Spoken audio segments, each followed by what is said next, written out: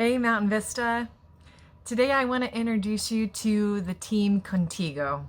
Contigo is a justice team of Mountain Vista that is a coalition of people far beyond Mountain Vista who are seeking to accompany people who are coming out of detention and seeking asylum in the United States.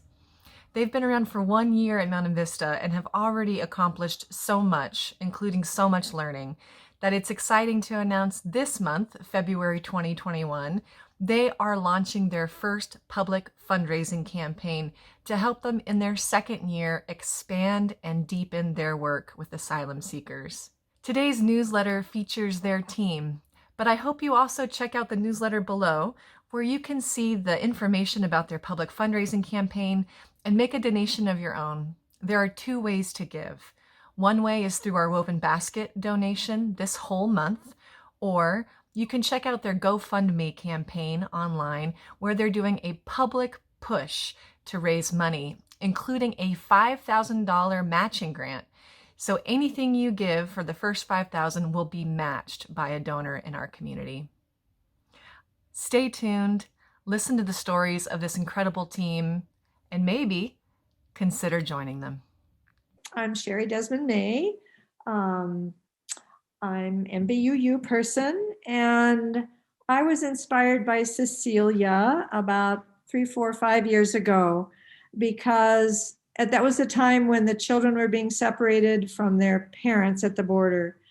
And I'm a psychologist, been for 39 years, and I know the trauma that happens when children have trauma in their early life and that it follows them for the rest of their lives and it follows the family. And I felt so helpless. And then I saw Cecilia stand up in a meeting and ask for somebody to sponsor someone. I'm getting choked up just remembering it. And I felt like, oh, I could do something. Yes, I met Sherry about a few years ago, and we were talking about sponsoring people, especially Anthony, who was a baby that had been thrown in the garbage in Honduras and found by a homeless woman. He was incarcerated in Eloy for more than 2 years, and he needed a sponsor. The judge would not let him out without a sponsor, and I was pleading at that meeting. It was a border care meeting, and I was lucky and privileged to meet Sherry there. We started this idea of sponsoring and finding homes based on those needs that I was seeing in Eloy. It's a labor of love. It's a give. It's a win-win. You get as much as you give, and it is. We see a long road ahead, which is being paved with a lot of effort and a lot of love. I'm Theda Ellis, a member of UU. Um, I think I was called to this because as a child, my mother would talk about women that she knew during World War II who were Jewish refugees, um, and how her boss helped them come over and how much they gave up and what they were fleeing from. And there was always such a sense of admiration about these folks who sought a better life, who were escaping from violence, and who really were putting their children first.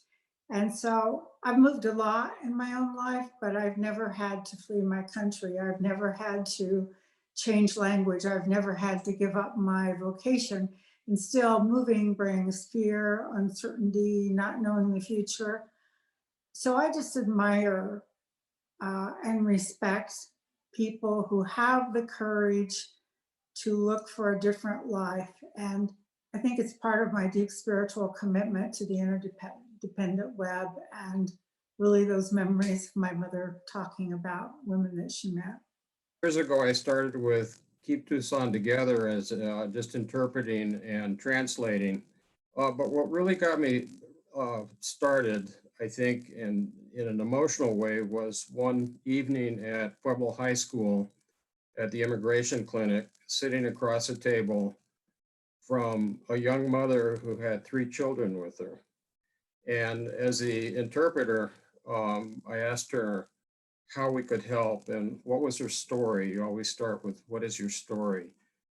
And she said, my husband was assassinated last week in Nogales, Sonora, and I had to flee with my 3 children.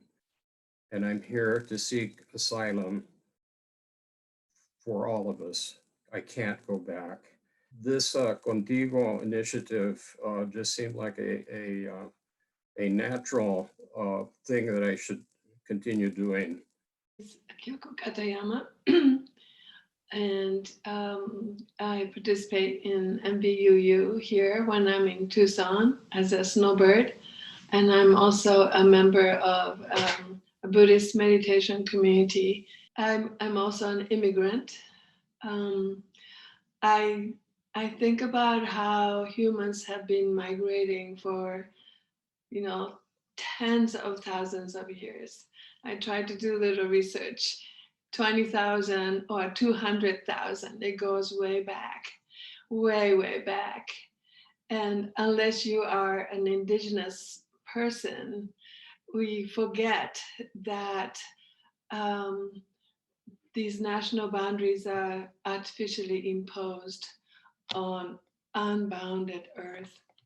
So I don't think, migration really is the problem. We forget that. I think the real problem is the lack of understanding that our need to escape danger, in search to survive, to thrive, to flourish, is really our basic human needs. Hello, everybody. My name is Ruha Tait Temlok. I'm from everywhere. I'm a citizen of the world. I've been a nomad all my life. I was born in Iran, but I was only 3 years old when I left my land of birth.